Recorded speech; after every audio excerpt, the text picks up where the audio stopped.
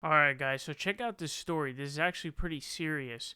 Now, as we know, there were a lot of questions about whether or not Trump was going to be prosecuted for any crimes after he was out of office. Him being president of the United States gave him great power to avoid a lot of these investigations and criminal charges because of what's known as executive privilege. Basically, allows him to be like, no, I'm not turning anything over. You can't access any of my messages or these kinds of things because of executive privilege.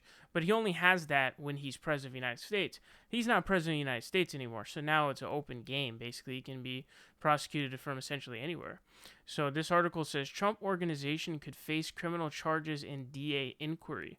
An indictment of the Trump organization could mark the first criminal charges to emerge from an investigation by the Manhattan District Attorney into Donald J. Trump and his business dealings.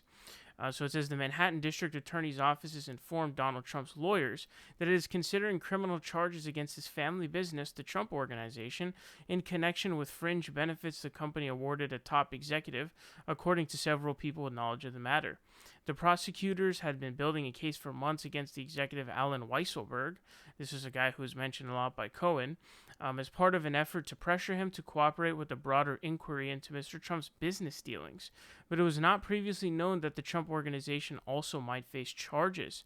If the case moves ahead, the District Attorney Cyrus Vance Jr. could announce charges as soon as next week. People said Mr. Vance's prosecutors have been conducting the investigation, along with lawyers from the Office of the New York State Attorney General Letitia James. Any indictment would be the first to emerge from the long-running investigation and would raise the startling prospect of a former president having to defend the company he founded in his run for decades against accusations of criminal behavior.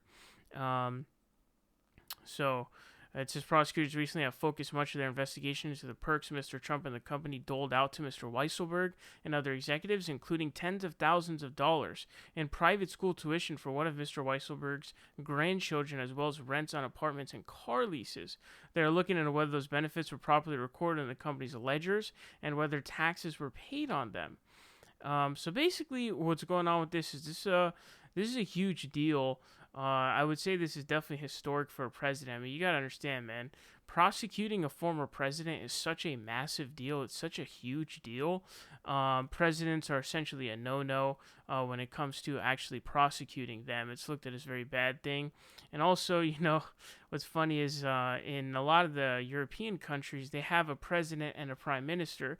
The president is just a ceremonial role; it doesn't actually do anything, but it's looked at as like the head of state.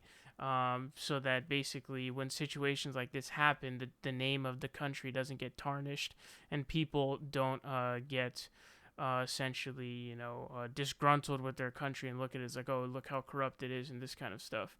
So Donald Trump, obviously being prosecuted, is going to be a big deal because he's going to be a former president.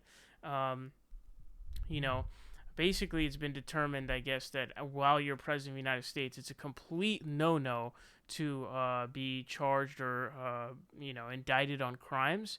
But even when you're out of office, it's really a no-no. I mean, it's just the president of the United States is such a big deal to the United States.